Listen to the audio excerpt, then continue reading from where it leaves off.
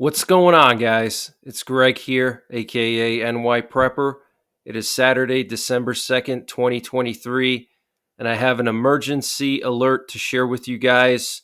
We have some major breaking news coming in from Massachusetts. Apparently, this child pneumonia is now showing up in Western Massachusetts. So, doctors in parts of Massachusetts are reporting a spike in child pneumonia cases similar to the outbreak spreading in China and parts of Europe. Dr. John Kelly from Redwood Pediatrics in Western Massachusetts said they were seeing a spike in pediatric hospitalizations in their area. So this is crazy, guys. It's spreading. It's spreading all over the world. And in Warren County, Ohio, just 30 miles outside of Cincinnati, there have been 142 pediatric cases of the condition dubbed white lung syndrome since August. A figure health officials there described as extremely high. Not only is this above the county average, it also meets the Ohio Department of Health's definition of an outbreak. The county's health department said Wednesday. It comes after the Netherlands and Denmark also said they were recording mysterious spikes in pneumonia cases. The Indian government has issued an advisory regarding the respiratory disease spreading among children, and Indian states are on high alert. And Taiwan has asked people to avoid travel to China, and Thailand is asking people to wear masks again. So this is crazy, guys. We have a spike in cases in Western Massachusetts now. We have an outbreak in southwestern Ohio. Okay, and this is coming from the Ohio Department of Health's official definition of an outbreak. Okay, Warren County, Ohio. We have the Netherlands, which was confirmed like a week ago. We have Germany now. We have Denmark, Sweden, Singapore. So it's spreading, guys. Okay, this is very, very serious, and it's serious enough that Marco Rubio and Senate Republicans sent a letter to Biden asking him to ban travel to and from China. Okay, so this is very, very serious, guys, for Senate Republicans and Rubio to send a letter to Biden is pretty serious. Okay, it means that this thing is a lot worse than we're being told. So get prepared, guys. We could see lockdowns returning again soon. And if that's not bad enough, we have war spreading across the globe.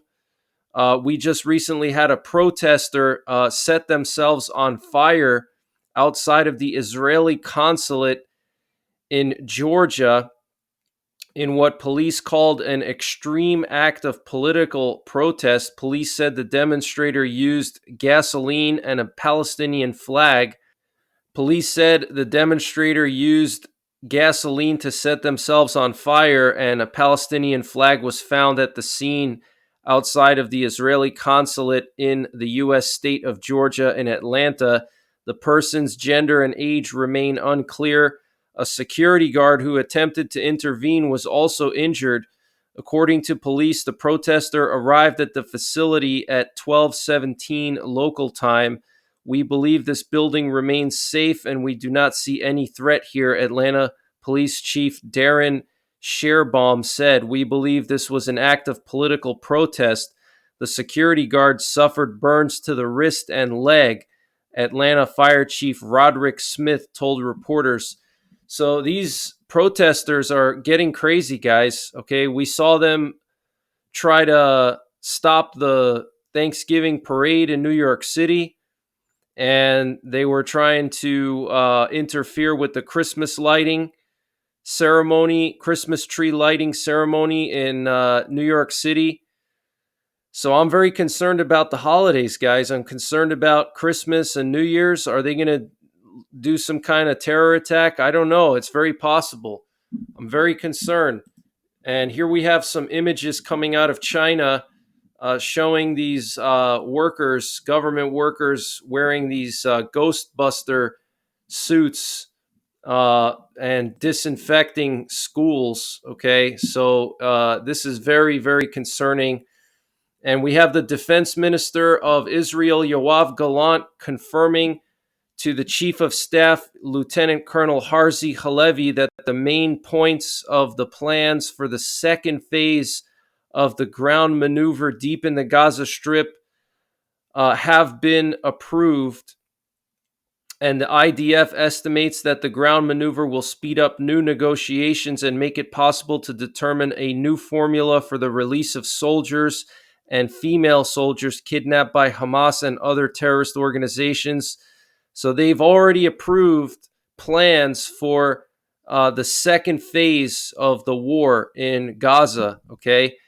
And there were massive strikes in southern Gaza. Israel launched hundreds of airstrikes on the Gaza Strip, with several dozen affecting southern Gaza. And we know that the Biden administration warned Netanyahu not to conduct the war in southern Gaza the same way they did in northern Gaza. So, very serious situation over there in the Middle East. It's continuing to escalate. And apparently, the Israeli Air Force carried out airstrikes in Syria last night, just south of Damascus, in Saida Zennab, which is a suburb of Damascus. The Syrian Ministry of Defense reported that at approximately 1:35 a.m. local time, the Israeli enemy carried out an air aggression from the direction of the occupied Syrian Golan, targeting some points in the vicinity of the city of Damascus. All right, so this is coming right out of the Bible, guys. The Bible says that Damascus would become a ruinous heap, and Israel's continuing to bomb the Damascus area. So it's just continuing to escalate, okay? And the Israeli Defense Force launched airstrikes at 400 targets since the ceasefire collapsed, and dozens of targets were attacked in the Khan Yunis area. So that's southern Gaza, guys. Khan Yunis is in southern Gaza. It's close to Egypt. And here we have a video showing the commander of the Venezuelan Navy on a warship of some kind, saying that the western part of Guyana belongs to Venezuela. And there's a slogan that's painted on the warship saying Essequibo is ours, advance and win. And Essequibo is that part of Guyana that Venezuela wants to take back. And they're going to have a referendum on that tomorrow in Venezuela. The Venezuelan people are going to, quote unquote, vote to decide if they want this part of Guyana to be recognized as part of Venezuela. So basically, Maduro, the leader of Venezuela, is pulling a Vladimir Putin. That's what Putin did with Crimea and the Donbass. So this is very serious, guys. This is right in our backyard, and there's a lot of oil in Guyana. And apparently at stake is the world's most alluring offshore frontier oil play, where Exxon controls 6.6 million acres of the Stabroek block, which has to date seen more than 30 world-class oil discoveries containing more than an estimated 11 billion barrels of oil. Okay, so Exxon controls 11 billion barrels of oil in this part of Guyana. And that's why Venezuela wants to take it, because they see that as a threat, because they don't want Guyana to become an oil powerhouse, or at least they don't want the U.S. to get involved in Guyana and have oil platforms there. But 11 billion barrels of oil in this part of Guyana. So you better believe the U.S. is going to have to get involved in this situation, because we have oil platforms there. Okay, but let me just play this video of the commander of the Venezuelan Navy. And this update was sponsored by My Patriot Supply. Guys, they have brought back their 25% discount on their 3-month emergency food supply. And to get the discount, you have to use the link preparewithnyprepper.com, and the link is in the description below this video. And this 3-month emergency food supply has a 25-year shelf life, and it's all contained within 6 rugged watertight buckets, so it doesn't take up a lot of space. Pretty much anyone can find the space in their home to fit 6 buckets, and it'll cover you for 3 months. And it's a variety of food: lunches, breakfasts, dinners, drinks, snacks, free shipping included, 25% off their normal price. Use the link preparewithnyprepper.com to get the discount. They also have a 2-week emergency food supply, which is excellent for outdoorsmen or people who go vehicle camping. You don't have to worry about rotating anything. You don't have to worry about your preps going bad.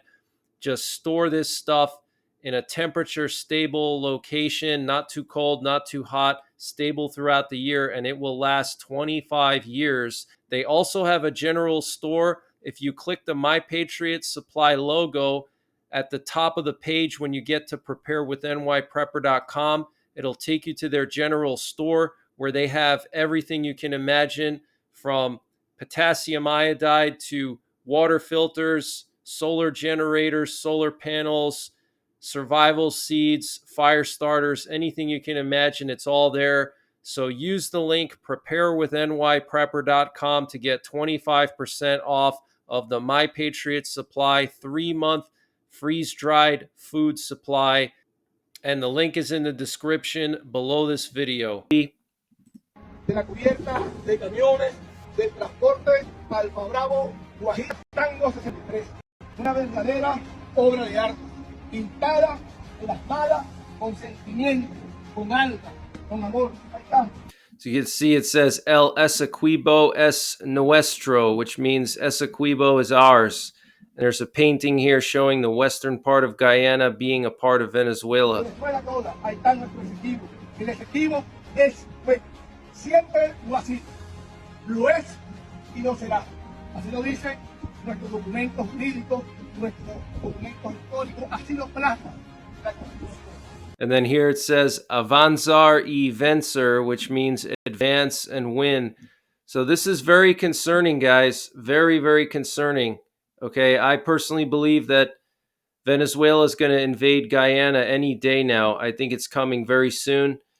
I mean, for them to be doing this, you don't do that unless you're planning to invade.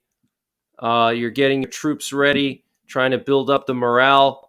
And last night we had some U.S. Air Force VIP planes going from the D.C. area to California. And I personally believe this was related to the launch of a South Korean spy satellite. And South Korea used one of our bases, Vandenberg Air Force Base, to launch one of their spy satellites. So I think that's why we saw all those VIP planes going to California. Last night, there were a lot of people in the OSINT community making a big deal out of this.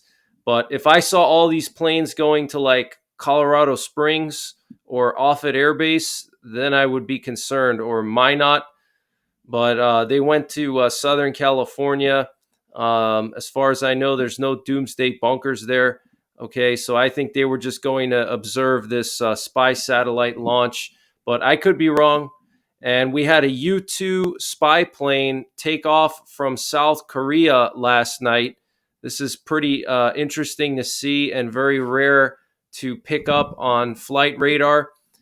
And we currently have a U.S. RQ-4 Global Hawk reconnaissance drone patrolling the coast of Lebanon, and we've been seeing this a lot the past few days, the past few weeks. They've been really focusing on Lebanon for some reason, which is interesting because the war with Hamas is down over here. Okay, there's the Gaza Strip, and they're patrolling all the way up here, right along Lebanon. Okay, this is Lebanon right here, Beirut. So something's going on in Lebanon for us to be monitoring it this heavily, okay? And we have an update on the situation at Offutt Air Base, which is home of Strategic Command. That's the most important base in the U.S. military. So this is an official tweet from Offutt Air Base. While the extent of the incident is still under investigation, we can confirm that last night around 10 p.m., an unauthorized vehicle attempted to enter the Stratcom gate. As trained, defenders from the 55th Security Forces Squadron enabled the barrier system, therefore forcing the vehicle to turn around. Shots were fired by defenders as the vehicle departed, which forced the base to lock down out of an abundance of caution. Once the situation was cleared, the lockdown was lifted. Offutt officials are working with the Sarpy County Sheriff's Office and Bellevue Police at this time.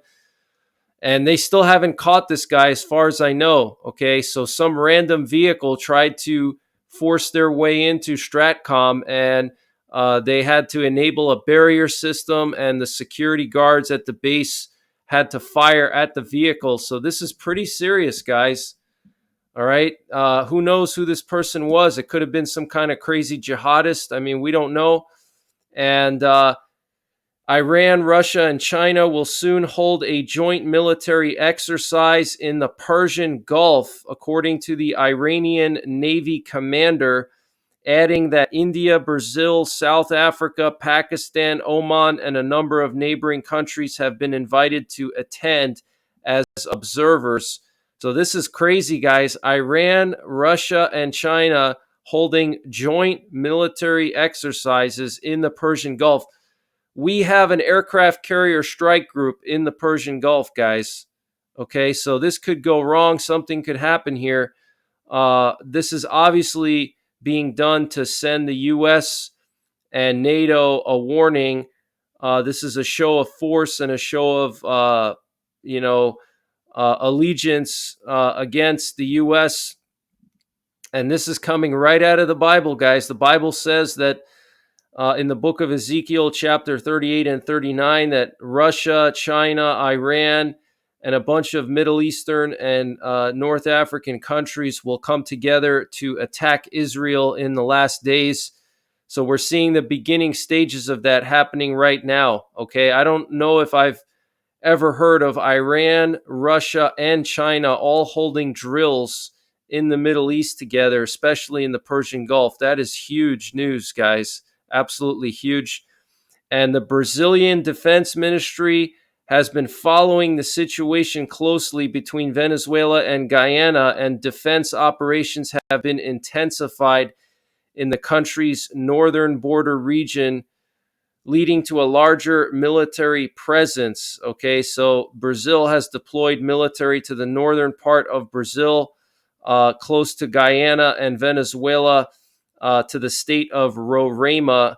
Okay, that's like a desert, almost like a desert region. It's a dry region, and it's the only highway that connects to Guyana from Venezuela goes through that region. And the only highway connecting Venezuela to Guyana goes through that region of Roraima, and it's not even a highway. It's actually like a dirt road. I looked it up on Google Earth. It's literally like a dirt road. The area is so remote. So Brazil has already moved heavy weapons to the border there. Okay, they've already moved heavy equipment. They've moved tanks, Leopard tanks, and some of their armored battalions. So that's pretty serious. And Russia has officially ratified a cooperation agreement with China for the joint construction of the International Lunar Research Station project, according to reports in the Russian media on Wednesday. So Russia and China are going to try to build a base on the moon together. That's what it sounds like to me. And we know that the moon has a lot of resources, specifically helium-3. There's a ton of helium-3 on the lunar soil. And if they can extract that helium-3, they could make massive quantities of nuclear fuel for nuclear power plants.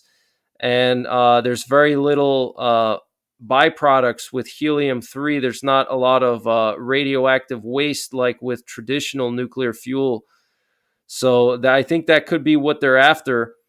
South Korea launched its first indigenous spy satellite on a SpaceX Falcon 9 rocket from the U.S. Vandenberg Space Force Base in California on Friday. And that's why I think we saw all those VIP planes. And EU countries have agreed on a financial assistance package for Ukraine worth $50 billion over the next 4 years. That's a lot of money, guys. And the American M1 Abrams tanks transferred to Ukraine is having troubles dealing with the mud, according to Forbes. The main problem is that the air filters get clogged up and require constant cleaning. And if the Abrams crew neglects to clean the air filters every 12 hours, it can cause engine damage so severe that there is no choice but to remove the engine and send it for a lengthy rebuild in Poland. Another problem is high fuel consumption because the Abrams tanks in Ukraine are using diesel fuel versus the Abrams tanks in the US use jet fuel, and jet fuel is a lot more fuel efficient than diesel. So they're burning through diesel fuel like crazy. And France has announced that they're going to supply ammunition to Ukraine. This was stated by a general in the French military, Jean-Francois Doc. The general said this during the meeting of the Ukrainian and French delegations in Kyiv. He said France is making all possible efforts to help Ukraine. Our support fund is trying to cover part of the costs of purchasing some spare parts and weapons for the Ukrainian side. We understand Ukrainian needs, so next year France will increase the supply of ammunition. We have another cyber attack here in the U.S. affecting a water supply. Officials at the North Texas Municipal Water District have confirmed that the water, wastewater, and solid waste management services provider had its business computer network impacted by a cyber attack. So that's pretty concerning, and this is coming right after there was a cyber attack on a water supply in Pennsylvania.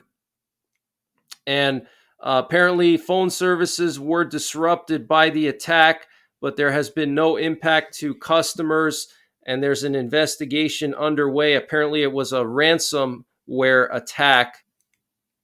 And the hacking group, the Dakeson team, is taking credit for the attack, which it claims has resulted in the exfiltration of more than 33,000 files with customer details.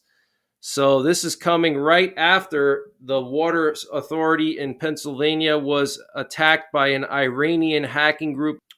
So this is crazy, guys. Another cyber attack here in the U.S. I'm going to continue to monitor the situation for you and update you as things become available. And I want to just show you guys some of the northern lights that were seen across the U.S. yesterday. Here we have a picture coming from Scottsbluff, Nebraska. Here we have a picture coming from Wisconsin. And here we have another picture coming from Wisconsin. So yesterday we had those northern lights come in, and there were 4 coronal mass ejections about 3 to 4 days ago that caused these northern lights to be seen in lower latitudes or mid latitudes. So that's the latest information that I have, guys. I'll keep you updated. I will be doing another update later on today. And until then, take care, God bless, and don't forget the 3 Ps: prepare, practice, and persevere.